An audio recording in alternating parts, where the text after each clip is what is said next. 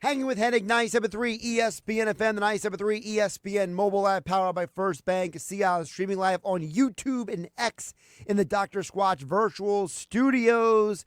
Look, you know what time it is. We do fantasy football talk every week here on 97.3 ESPN. And my guy, Andy McNamara, is back for another edition. Of course, we weren't together last week because, well, he had Kings Plate last week, and I had Eagles-Browns. So I don't know who got the better end of that deal. Probably Andy in that situation. Andy, welcome back. How you doing? Doing good, buddy. Yeah, it was crazy. The Canadian version of the Kentucky Derby was last Saturday. So I was doing 90-minute live show, and he was like, felt, I'm using Celsius, 40. So that's probably like high 90s in Fahrenheit. And we were roasted and all, but it was great. Surprise win, 18-1 long shot won the race. So it was a very fun day, 17,000 sellout. So it was great. Lots of wicked content at my Railbirds too, if y'all want to check it out. So it was a good day. Well, let's get to some of the news from the NFL. And I think the most interesting news, because conveniently on this Saturday, we are talking about running backs in fantasy football. Yeah. And it was so nice on Friday afternoon for the Commanders and the 49ers to cooperate with our news conversation, because Brian Robinson, who, remember 2 years ago, that was like a dude that you had to pick up in fantasy, right? Yeah. And now he goes to the 49ers because the 49ers have like 20 injuries at running back. And now the Washington Commanders are turning into Andy McNamara's least favorite conversation, the running back timeshare. Andy McNamara, Yeah. I know you are not thrilled about this Washington Commanders backfield. No, and really, if anything happens to Christian McCaffrey at the 49ers too, that's just a schmoz as well. That's just, forget about it there. This is a confusing move to me. And I understand part of it was he's going to be due a contract, but the Commanders aren't, crippled with salary cap problems. You still have your franchise QB on a rookie deal. And you're going with the lead guy with an aging Austin Eckler. Now, I met Austin Eckler in person in Vegas a couple years ago. Hell of a guy. Great man, very friendly, legit. But at this stage, Austin Eckler's not an in-between the tackles guy, right? Scat back, can run a bit, aging. They're high on Chris Rodriguez, we know. And Josh, the name to watch for that will be the most overdrafted running back in fantasy football this year, Ja'Cory, call me Bill, Krosky Merritt. 7th round rookie. I don't know what the big deal is. Maybe we're going to be surprised. And we've seen later round running backs can pop up, depends on the system, sure. But this is, you got Rodriguez, they like Krosky Merritt, Jeremy Nichols still floating around as a bit of a pass catcher out of there. What are we expecting fantasy-wise? Like, I outside of adding somebody and hope somebody pops, I don't want to rely on any of these guys. You just mentioned also depends on the offense. Is it fair to say that Washington with Cliff Kingsbury is not an offense that is good for running backs in fantasy football? I would say so. Like, there's still the opportunity for the short passes, right? Those extended runs, little dump offs, of course. And Eckler's a master at that. But he's aging. Jeremy Nichols can do that, and Rodriguez a bit. I know zero about Krosky Merritt. Like, scouting a 7th round running back wasn't on my fantasy to-do list, but I guess it should be, Josh. But yeah, this is not going to be run heavy. And so naturally you sort of keep that in mind when you're drafting a running back. But now you add in just all these names.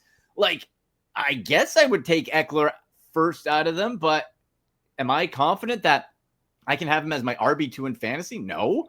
Like, we're talking about a guy who, and a running back group that are borderline flex options, because what type of volume are we going to see? And when you draft, you don't know how that's going to look in real life.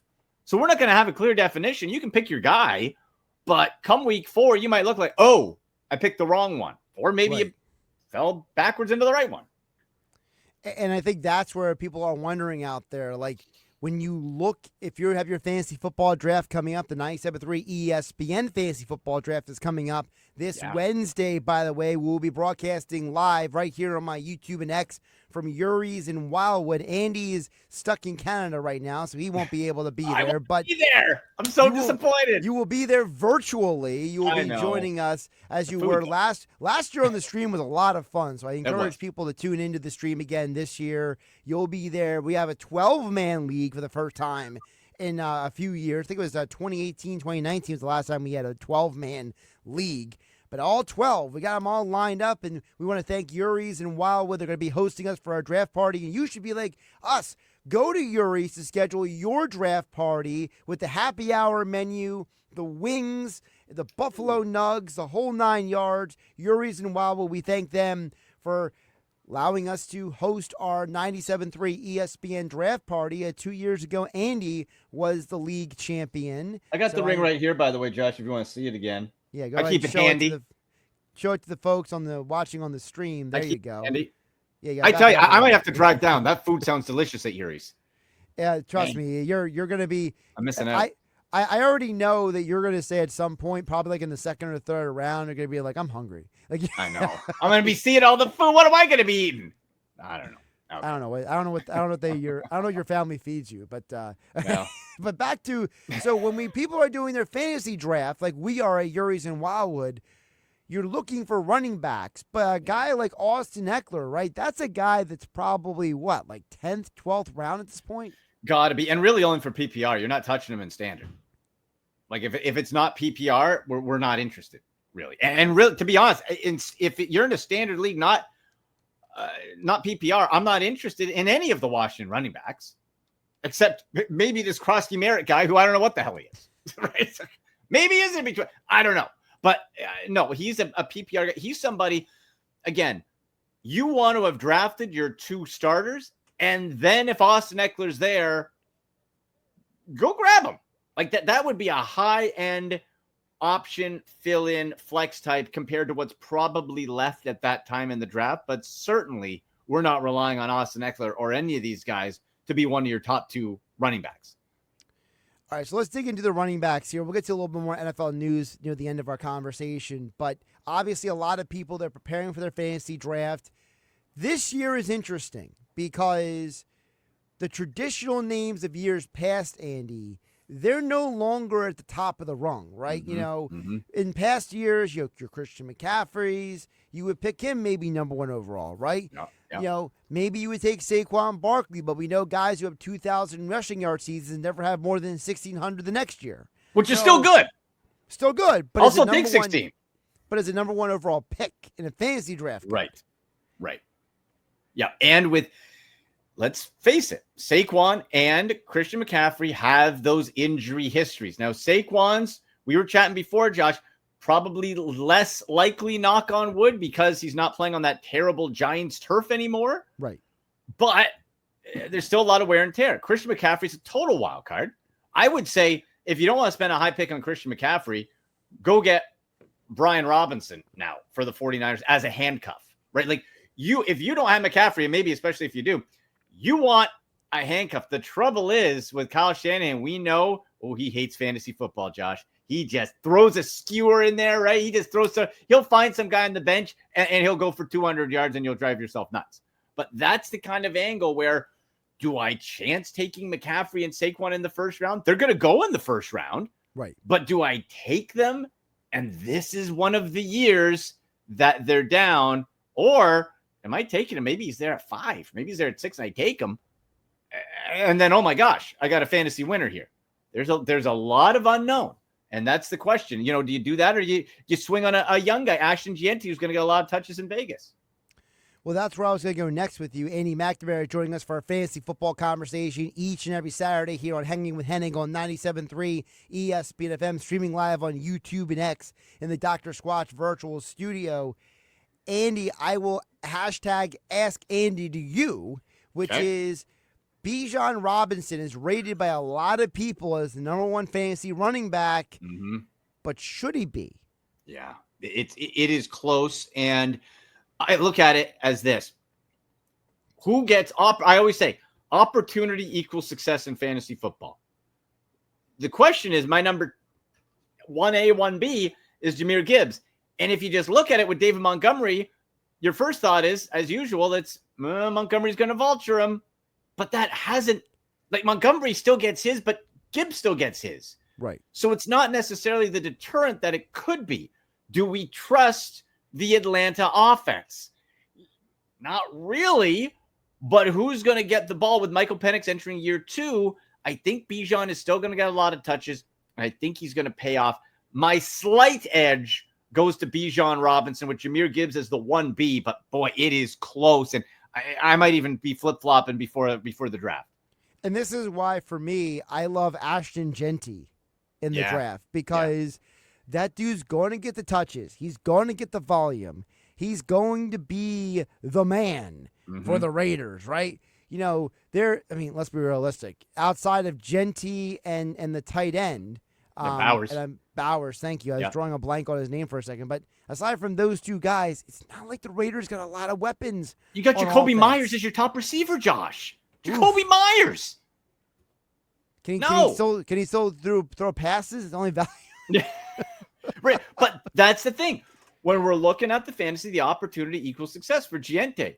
He's got to have a lot of action. Bowers has got to have a lot of action because of the lack of quality of receiving options, high-end receiving options. So Giente is there. Now, currently, I'm looking, and Giente is ranked just under Derrick Henry. He's going as the 6th running back off. Now, Derrick Henry's a bulldozer. We know that.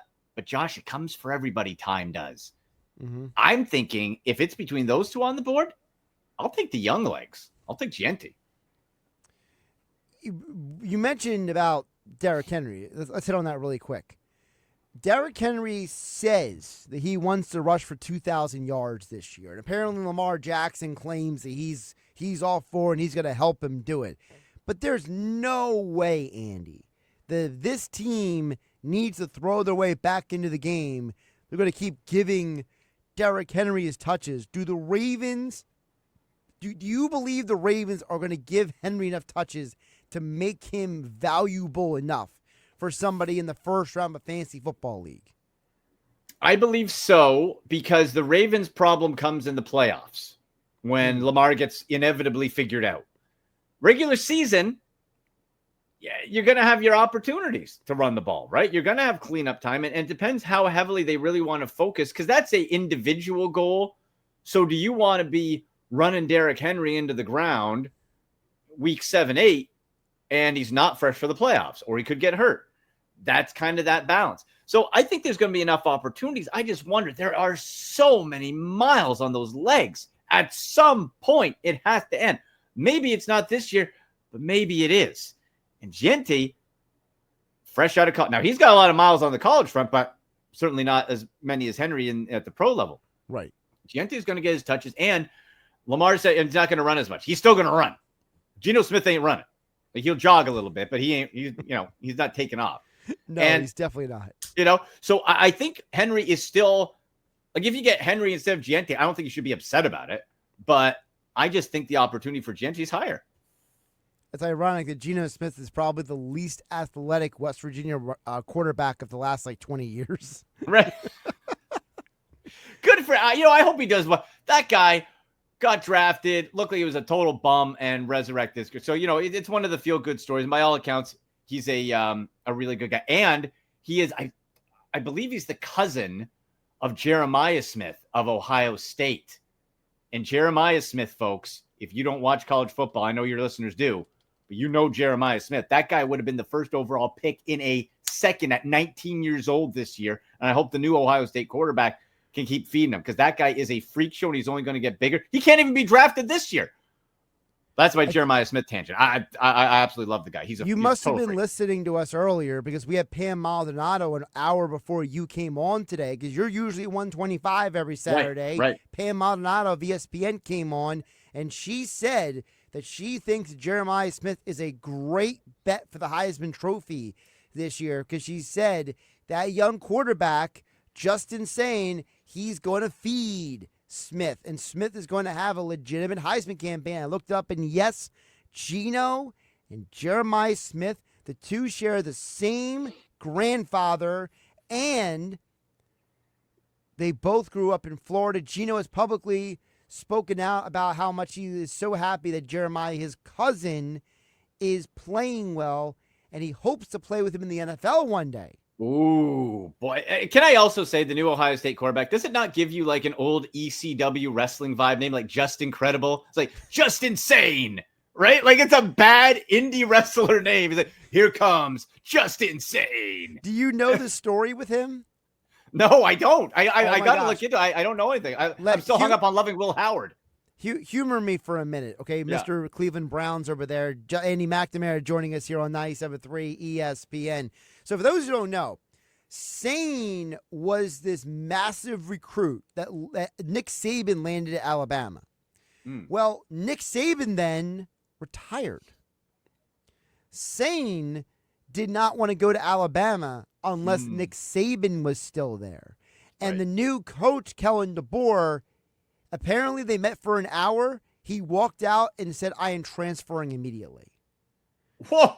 Yikes. And so if you notice, Alabama's been having some recruiting issues because Justin Sane has tainted the entire pool. He has contaminated the entire recruitment pool because of what he tried to walk it back because, you know, he was like, it wasn't that bad. You know, I don't hate the guy. It's just that he didn't connect with me like Nick Saban did. So he reopened his recruitment to like 20 schools. Oh. Ryan Day landed him last year when they had Chip Kelly as the coordinator. Right. But where did Chip go? Right. He's is he Raiders? He is. Yeah. Raiders. Because we thought Will Howard was going to go there. Yeah. So then there was this huge thing. Oh no, Justin Sane is going to leave because they thought he connected with Chip Kelly. Right. Well, Ohio State purposely promoted from within. You might remember this guy's name. Now, football people remember this guy's name. Brian Hartline. Former Cleveland Brown. Yep. He was the wide receiver coach. Yep. They promoted him to co-offensive coordinator, and now Hartline and Ryan Smith, the head coach, are going to call the plays this year together because they were so worried that Justin Sane was going to leave. That's wild. I'm intrigued. I didn't know much about the kid. I'm intrigued now if he was that high of a recruit. But Josh, I just can't get out of my head that is a bad indie wrestler name. I'm sorry. Just incredible and just insane. That's an old wrestling throwback, right? That's awesome. That's good. I'm excited. Yeah, let's get back to the NFL. But yeah, we were talking about Jeremiah Smith in the last hour. It's like simpatico. Andy McNamara had no idea that Pam Maldonado was talking about Jeremiah Smith. That's earlier. Awesome. Let's get back to the running back. So let me ask you, I'm going to give you 3 names. Okay. I want you to tell me which of these 3 names. Again, there's a specific caveat with this. Okay. Which of them are you least worried about the wear and tear? Okay. All right. So you got Josh Jacobs of the Packers. Mm-hmm. You got Alvin Kamara of the Saints. Then you have Aaron Jones with the Vikings. Now we know all 3 are the top running backs for their team. Yes. So we know they are the primaries. They are the apex. They are the number 1. There's no timeshare going on with those guys necessarily. But we also know all 3 have different types of wear and tear on the tread. Boy, no, it's true. And Josh Jacobs and Aaron Jones overall had good years, right? And they're all getting older too. I got to say, that Saints team, Josh, that's going to be the first overall pick. They are god awful. Oh my. Like it's a battle between Spencer Rattler and Tyler Shuck. Yep. Good Lord. Like this is going to be ugly. Does that benefit an Alvin Kamara? Perhaps because you dink and dunk it, right? I'm thinking I would be most concerned. I'm getting the feeling maybe a little bit of Aaron Jones. And I say that because you have the not rookie, JJ McCarthy coming in. You lean on the running back a bit. I like all 3. I think there is certainly risk, though, with the age and the wear and tear that you said. So that goes to when you're planning your fantasy draft, you have to be prepared. What are you taking first? Because if you don't take with your first round pick a running back, and maybe you're at 8, 9, 10, 12, and it doesn't make sense because the top guys are gone, well, then you better make sure you swing back. Because if one of those guys is your top, your RB1, because you went wide receiver, you went whatever direction, You got to be crossing your fingers, and then you got to make sure you're backloading a bit on the running back side. You get the handcuff. You get a couple other guys with a bit of upside because you don't want to be hanging if they go down. Yeah, it's a no-win situation, but for some people that might be their only option. So that's why I had to throw it out there. I got a sleeper for you too if you want. Well, that's what I was going to ask you next. You read my mind. Andy McNamara. We've been doing this for about 6 years here on 97.3 ESPN. These fantasy football conversations. He joins me every week for all football season here on Hanging with Hennig on 97.3 ESPN. Do you have a sleeper pick or two that you're telling people, hey, maybe you already got your RB1, or maybe you don't love your RB1, but this could be your RB2. Go. Yeah. So I got my combine notebook here, Josh. You know I keep my handwritten notes every year. Yes. Running backs. And I've been tracking this guy since 2023. Why? Because I was in a college football fantasy league, which I won, and this guy helped me win it. Out of Oklahoma, there's another ring for you. The War Dogs.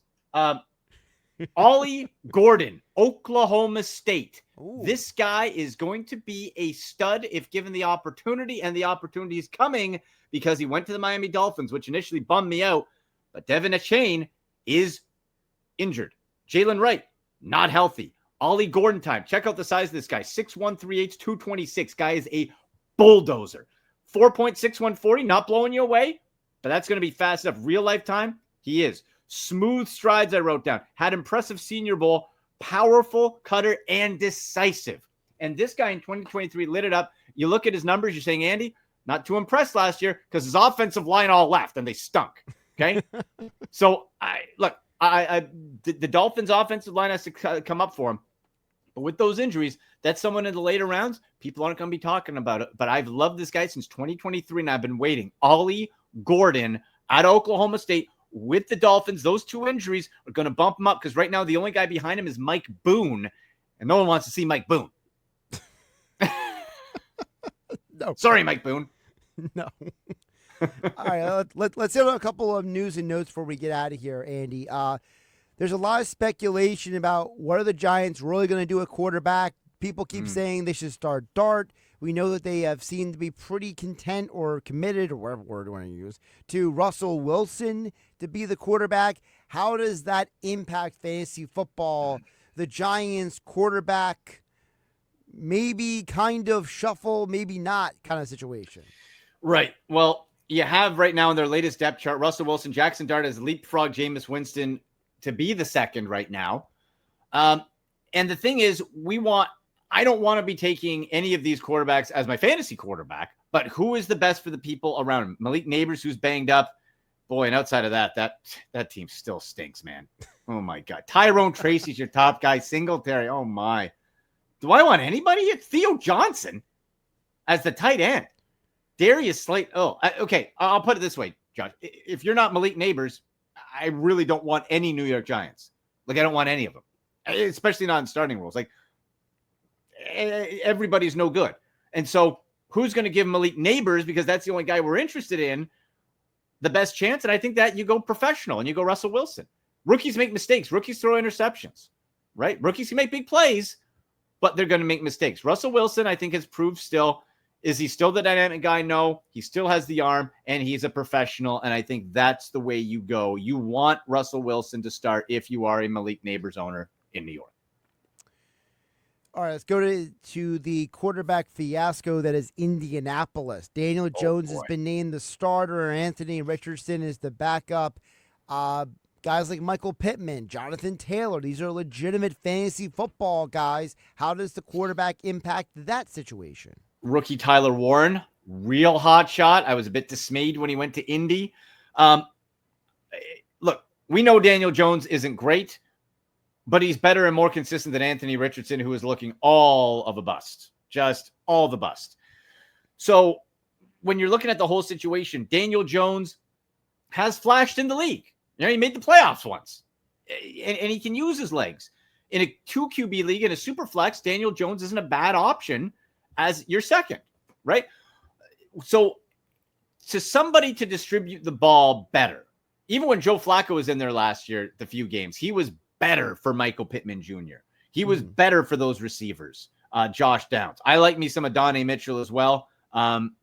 More so as a keeper or dynasty, probably dynasty maybe a little bit later if they get this quarterback situation figured out. But Adonai Mitchell, I think, is going to be a stud if he has the right QB. But for Pittman and Warren, I would just temper expectations for Tyler Warren at tight end. If he went to a team with a more established, better quarterback, I think the fantasy upside would be up. People are talking about him of having like a Brock Bowers year. I'm not there, and I don't think that's going to happen. But he's somebody you want to draft. If you draft Tyler Warren, for example, as your main tight end, draft somebody else underneath. Draft someone a little more boring, a little more dependable, right? And just keep that as an option there. But Daniel Jones is the best thing for that team when it comes to the fantasy weapons. All right, and finally, let's hit on a team that I think a lot of people are very curious about. At least I am. I can't speak for everybody else. But Cam Ward, obviously the Titans had some of the worst quarterback play in all of football last year. Now they get Cam Ward. You have Tony Pollard. You have Calvin Ridley. You got some dudes over there in Tennessee. How does Cam Ward impact their situation? Cam Ward really was the only true QB1 option in this draft, right? Everybody else was a prospect. You got questions. Cam Ward, and people thought the year before he would have been the fifth guy right around Bonnet. We don't care about that. Is he good now? By all accounts, the guy's being a leader. The guy's feisty. He's calling people up. He's acting like a pro, and he's acting like a professional. He's mature. So I think it's a good thing, especially when you look at the quarterbacks behind him, Josh. Brandon Allen, Trevor Siemian. Yuck. Ugh. No, we want Cam Ward healthy the whole year because, like you said, Tony Pollard, people I don't think give him the credit he deserves. He 3 straight seasons of over 1,000 rushing yards. He's not blowing you away, but he can catch the ball too. Right. Behind him, Ty Spears. There's not anything that's really scaring you behind him. Calvin Ridley's there. Can he still do it? You added an aging Tyler Lockett. He might be a bit overdrafted. I think he's over the hill. So you got 2 older guys. Ridley can still pop. Van Jefferson is somebody, seems like forever we've been waiting for, of just like, come on, man. And I just don't think he's got it. Never did it with the Rams. And the tight end position, Okonkwo is interesting. And they drafted the rookie gunner Helm as well. Okonkwo, again, is one of those tight ends if you wait or you want 2. Okonkwo is someone to keep an eye on. But I think Cam Ward is going to be good for this team. Yeah, he's going to have his rookie struggles. I don't think he hurts a Ridley or a Lockett, but I'll be very interested to see how he distributes the ball. Who does that go to? But I think he's going to be just fine. He's not on my fantasy radar because of the still kind of vanilla weapons overall on that team. But certainly real life wise, I think he's going to be good.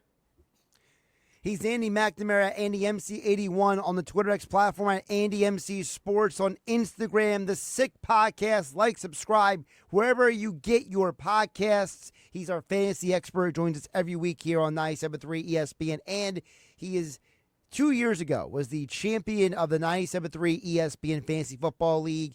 And you can be just like us and host our Fantasy Football League at Yuri's in Wildwood, where we will have at least half the gang down there. Guys like you and Casey Joyner, you guys don't live in the state. You know what? One year, maybe next year, if we can do it, I'm going to plan to come down. That food sounds too good at Yuri's. We got to do it. Yuri's is the best, man. Right there on the bay at the foot of the bridge in Wildwood. You can't miss it. They got great seafood over there. They're going to have happy hour specials. If you have your fantasy football league like 97.3 ESPN is, you can have it at Yuri's with great appetizers, excellent food spread put out for you, happy hour, special drinks, and much more. Yuri's in Wildwood is the place to have your fantasy football draft, just like we are this Wednesday, and we will be streaming it live on YouTube and X at Josh Hennig, and Andy will be a part of the stream that night, 8 o'clock, by the way. We have to, now you saw the group text, Andy. You are my witness. I told everybody, 8 o'clock is not when you show up. 8 o'clock is when the draft starts. Yeah, don't be opening your computer. And that's for you listeners, too. Be on time. Come on. Be professional. Be a professional fantasy football player. Come on. Let's do it. I can't wait. I'm just going to be jealous about it. Don't you have a shirt or hat that says that? I do. I have from, you can buy it, actually. At AndyMC81, pin profile, professional fantasy football player t-shirt. Very comfortable. And fantasy champion with a little crown on it, which is pretty sharp as well. You can see that at AndyMC81 on X. There you go. See? Always a salesman, brother. You know it. Hey, man, listen, I remembered it existed. I just didn't remember Yeah, where it was. I should have wore it. I'll wear it for the draft. I'll wear it on draft day. Love it. Andy, I always appreciate you jumping on. Great conversation. We pushed a lot into a 30-minute conversation about fantasy football today. Always love it, buddy. All right, I'll talk to you next week.